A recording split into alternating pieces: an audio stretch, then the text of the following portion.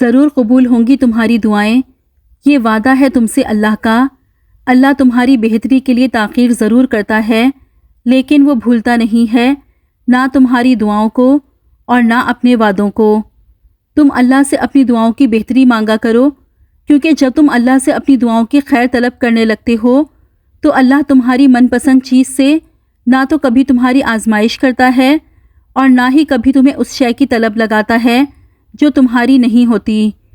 دعاؤں میں سکون ملنے لگے تو سمجھو دعائیں قبول ہو گئیں، کیونکہ ان دعاؤں میں اللہ کی رضا شامل ہوتی ہے اور معجزے اللہ کے راضی ہو جانے سے ہی تو ہوتے ہیں۔ یہ دیر تو بس تمہاری دعاؤں کا امتحان ہوتی ہے، پھر تقدیریں بدل جاتی ہیں اور کہانیاں ایک کن سے پلٹ جاتی ہیں۔ غم ایسا کہ آنکھیں چھین لی جائیں اور یقین اللہ پر ایسا کہ اس کے سوا کوئی دکھائی نہ دے۔ اور کیا تم بھول گئے ہو حضرت یعقوب علیہ السلام کا صبر کہ اتنا روئے کہ آنکھیں کھو دیں؟ اور وعدہ ہے میرے اللہ کا کہ اس صبر کے بعد کن کے معجزے ہیں۔ اور جن دعاؤں میں صدق دل ہو وہ دعائیں عرش تک جاتی ہیں، اور جن دعاؤں میں صبر شامل ہو وہ رب کی رحمت پا جاتی ہیں۔ تم بھی مانگو اسی سے جس کے در سے جھولیاں خالی نہیں جاتی ہیں، وہی عطا فرمائے گا تمہیں بھی، جس کی فطرت ہی رحمان کہلاتی ہے۔ صبر رکھو، یقین رکھو، یہ آزمائش ہے چند گھڑیوں کی مہمان، بہت جلد تمہیں بھی قبولیت کی خوشخبری سنائی جانی ہے۔ یہ در تمہارے لیے کچھ پیغام لاتے ہیں، یہ تکلیفیں تمہیں اہم باتیں سمجھاتی ہیں، یہ آزمائشیں تمہیں رب کی پہچان کرواتی ہیں، پھر تمہارے درد کی دوا اللہ بن جاتا ہے، پھر تمہارے تڑپتے دل کی شفا اللہ بن جاتا ہے۔ ہار تو تم چاہتے ہو، وہ رب تو نہیں ہارتا، تھک تو تم چاہتے ہو، وہ رب تو نہیں تھکتا، تم سمجھتے ہو اس کی رحمت کے در کھلیں گے ہی نہیں کبھی، کیوں بھول جاتے ہو؟ وہ الرحمن الرحیم رحم کرنے والا ہے۔ تمہیں لگتا ہے اب کچھ ممکن نہ ہو سکے گا، لیکن اس رب کے لیے تو کچھ بھی ناممکن نہیں ہے۔ تو کیا ہی خوش قسمتی ہے اس شخص کی جس کے کاموں کو رب تعالیٰ سنبھال لیں۔ تہجد کے سجدوں میں مانگی گئی دعائیں جب عرش تک جاتی ہیں تو کن کی خوشخبری ساتھ لے کر ہی لوٹتی ہیں۔ جب تہجد کی دعائیں عرش پر گونجتی ہیں تو پھر رب تمہاری دعا کو تمہاری جھولی میں ڈال ہی دیتا ہے، پھر تمہاری ادھوری خواہش مکمل ہو جاتی ہے اور تمہیں مطمئن کر دیا جاتا ہے۔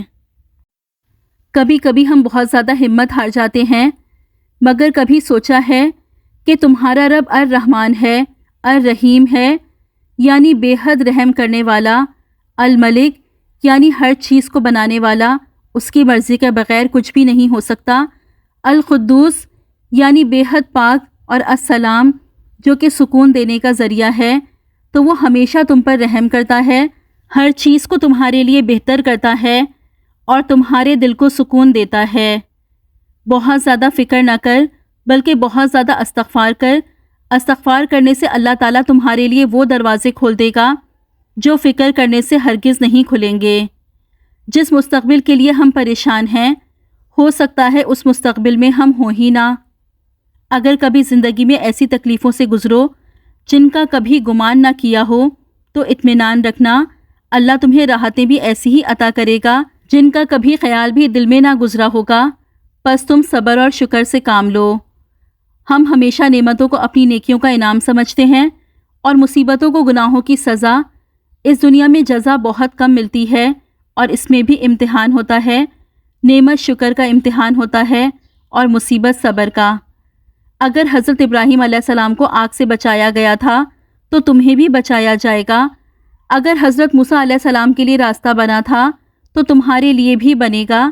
ان کا رب بھی وہی تھا جو تمہارا ہے، لیکن فرق یہ ہے کہ تم یقین کے ساتھ صبر نہیں کرتے۔ خدا کے راستے پر اس کی مدد آتی ہے، مگر صبر کرنا ہوگا، ہر حال میں سجدہ کرنا ہوگا۔ وہ تمہیں ہمیشہ وہ عطا کرتا ہے جو بہترین ہو۔ اگر آپ زندہ انسان ہیں تو غلط باتوں کی مخالفت کرنا سیکھیں۔ لہروں کے ساتھ لاشیں بہا کرتی ہیں، تیراک نہیں۔ باصلاحیت انسان کبھی حسد نہیں کرتا۔ سامنے والے کی طرف سے اگر بہت دیر کوئی رابطہ نہ ہو تو دستک دے کر پوچھ لیجئے کیا وہ زندہ ہیں۔ اگر وہ زندہ ہیں تو یقیناً آپ وہاں مر چکے ہیں۔ کبھی کبھی کسی کے الفاظ اس قدر تلخ ہوتے ہیں اور ہمیں اس قدر چبھتے ہیں کہ ہم کچھ پل کے لیے بالکل خاموش ہو جاتے ہیں اور سوچتے ہیں کہ کیا واقعی ہم اتنے برے ہیں؟ تلخ تجربات سے گزر کر اور کئی مان ٹوٹنے کے بعد پیدا ہونے والی خود اعتمادی ایک مشعل راہ کی صورت میں ہمیں اس مقام تک لے جاتی ہے جہاں ہمیں کسی انسانی آسرے کی ضرورت نہیں رہتی۔ کوشش کریں کہ بنا مطلب کے اچھے بنیں، مطلب کے لیے تو ہر کوئی اچھا ہی بنتا ہے۔ حقیقت صرف اتنی ہے کہ سب سے خوبصورت وہ چہرہ ہے جسے مشکل میں آواز دینا آسان لگے، باقی یہ دراز قد، جھیل آنکھیں، گوری رنگت سب بے معنی ہیں۔ گناہ تنہائی مانگتے ہیں، خاموشی مانگتے ہیں۔ اگر انسان گناہ کے وار سے اپنی زخمی ہوتی روح کی چیخ و پکار سن لے تو تڑپ اٹھے، گناہوں کے رجسٹر پر کاتبین کے تیزی سے چلتے قلم کی آواز سن لے تو دہشت سے کانپ اٹھے، بوقت گناہ شیطان کو اپنے اتنا قریب دیکھ لے تو ہوش کھو بیٹھے، مگر افسوس وہ ان سب سے بے خبر گناہ کرتا چلا جاتا ہے۔ غلطیوں کو یاد رکھنا چاہیے، کیونکہ غلطیوں کو یاد رکھنے سے ان کو دہرانے کے چانسز کم ہو جاتے ہیں۔ جب زندگی میں ایسے حالات سامنے آ کھڑے ہوں جہاں تمہیں لگے کہ تم تنہا ہو گئے ہو تو گھبرانا نہیں، اللہ سے نا امید نہ ہونا۔ ہو سکتا ہے اللہ نے تمہارے لیے لکھ دیا ہو کہ اللہ تعالیٰ سے جڑنے کے لیے تمہیں تنہائیوں کے راستے سے گزرنا پڑے گا۔ مسکراؤ کہ اللہ نے تمہیں اپنی یاد کے لیے چن لیا ہے۔ انسان کی یادداشت چاہے کسی کے چہرے کو محفوظ نہ رکھے، مگر اچھے و برے سلوک کو ہمیشہ محفوظ رکھتی ہے۔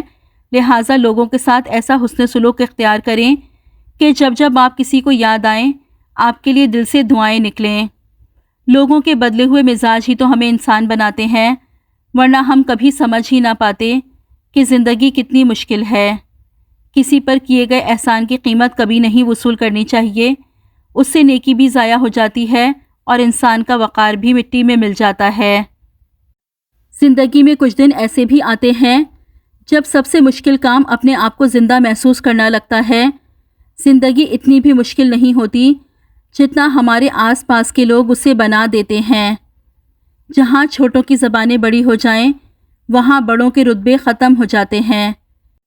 کسی کا ظرف دیکھنا ہو تو اسے عزت دو، فطرت دیکھنی ہو تو قرض دو، خصلت دیکھنی ہو تو اس کے ساتھ کھانا کھاؤ، صبر دیکھنا ہو تو اس پر تنقید کر کے دیکھ لو، اور خلوص دیکھنا ہو تو اس سے مشورہ کر لو۔ ہو سکتا ہے تمہارے پاس کچھ نہ ہو بانٹنے کے لیے، مگر شکر کرنے کے لیے تمہارے پاس کوئی چیز لازمی ہوگی۔ شعور کی آنکھ سے پڑھنا ذرا، کلام رب کا اثر روح تک جائے گا۔ جستجو علم و فضل بڑھانا ذرا، فیض علم ہی عمل میں ڈھل جائے گا۔ نیک عمل کچھ کر جانا فرش زمیں پہ، اجر خیر عرش بری تک نکل جائے گا۔ مالک دو جہاں کو پکار دل و جاں سے، فضل ربی سے بند راستہ کھل جائے گا۔ کوئی پوچھے تو کہہ دینا، کعبۃ اللہ کا پر رونق سما بہت یاد آتا ہے۔ وہ غلاف کعبہ کے دلکش نقوش، وہ حجر اسود کے بوسے کا نظارہ یاد آتا ہے۔ مؤذن کی صدائیں، نمازیوں کا ولولہ، زائرین کا بیت اللہ کا طواف کرنا یاد آتا ہے۔ وہ رکوع، قیام اور سجدے میں گڑ گڑانا، وہ ذوق عبادت، وہ سجدہ شوق یاد آتا ہے۔ تیز دھوپ میں فرش کعبہ کی ٹھنڈک، مقام ابراہیم کو چھو کر گزرنا یاد آتا ہے۔ دعاؤں اور سسکیوں کی بلند صدائیں، مخلوق کا حق عبادت ادا کرنا بہت یاد آتا ہے۔ آسان نہیں کسی کے دکھ کو اپنے دل میں سمونا، داد رسی کے جذبات کو پرتاثیر الفاظ میں پرونا، کسی کے غم کا بوجھ اپنے کاندھے پہ ڈھونا، کسی شکستہ دل کو امید کے مرہم سے جوڑنا، کسی چشمے تر کے آنسو اپنے آنچل سے دھونا، کسی کی اندھیر نگری میں آس کی شمع جلانا۔ فقط کرم ہو رب کا تو سیکھوں اپنی انا کو ڈبونا، ذات کے قول سے نکل کر عجز کو بناؤں اوڑھنا بچھونا۔ تا عمر میرے دل سے یہ صدمہ نہیں نکلا، جس کو جیسا سمجھا وہ ویسا نہیں نکلا۔ میں نے رو رو کر اپنی آنکھیں بنجر کر لیں۔ ایک وہ ہے کہ جس کی آنکھوں سے قطرہ نہیں نکلا، وہ جس کا لہجہ، جس کی تصویریں دیکھی تھیں، میری آنکھ سے آج تک وہ چہرہ نہیں نکلا۔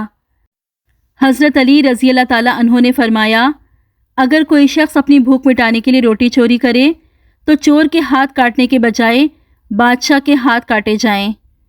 سہمی ہوئی ہے جھونپڑی بارش کے خوف سے، محلوں کی آرزو ہے کہ برسات تیز ہو۔ جہاں قدر نہ ہو وہاں خود کو خود ہی دور کر لو، کیونکہ ناقدرے اور ناشکرے لوگ جن کو سمجھ نہیں ہوتی ان کو ہیرا بھی کانچ نظر آتا ہے۔ 3 خوش نصیبوں کو بن مانگے عطا کیا جاتا ہے: ذکر الہی کرنے والے، قرآن پاک کی تلاوت کرنے والے اور کثرت سے درود پاک کا ورد کرنے والے کو۔ رشتے وہی خوبصورت ہوتے ہیں جن میں احساس کا جذبہ ہو۔ ہمدردی تو ہر کوئی کر لیتا ہے مگر احساس کوئی کوئی کرتا ہے، اور یہ احساس لفظوں سے ظاہر نہیں ہوتا بلکہ انسانوں کے رویے اور برتاؤ سے پتہ چلتا ہے کہ وہ آپ کے ساتھ کتنے مخلص ہیں۔ زندگی میں اگر ہم سفر چننے کا اختیار ملے تو صرف اس کی خوبصورتی پہ نہ جانا بلکہ ایک میچور انسان کا انتخاب کرنا، وہ انسان جسے صحیح غلط کا پتہ ہو، جو جانتا ہو آپ کو اچھا برا کیا لگتا ہے، وہ جسے کسی کے الفاظ متاثر نہ کریں، جو صرف آپ کے لیے جینا جانتا ہو، جو با کردار ہو، جو آپ کے لیے دنیا سے لڑ سکے، جو آپ کو سنبھال سکے، جو ہر حال میں آپ کا ہو، آپ کے ساتھ ہو۔ قابل تعریف ہے وہ مسکراہٹ جو اداسی کو کہے کہ تم مجھے ہرا نہیں سکتی۔ قابل تحسین ہے وہ کوشش جو ناکامی کو کہے کہ میں تمہیں ناکام کر کے رہوں گی۔ قابل رشک ہے وہ ارادہ جو مایوسی کو کہے کہ میں تمہارے ہاتھ نہیں آنے والی۔ عورت کی زندگی میں شادی نام کی ہجرت ہوتی ہے جو وہ اللہ کی رضا کے لیے اختیار کرتی ہے اور پھر نئے مدینہ کو ہی اپنا دیس بنا کر بس جاتی ہے۔ اللہ ہر مہاجر بیٹی کے نصیب میں انصار مدینہ جیسے میزبان لکھ دے۔ آمین ثم آمین یا رب العالمین۔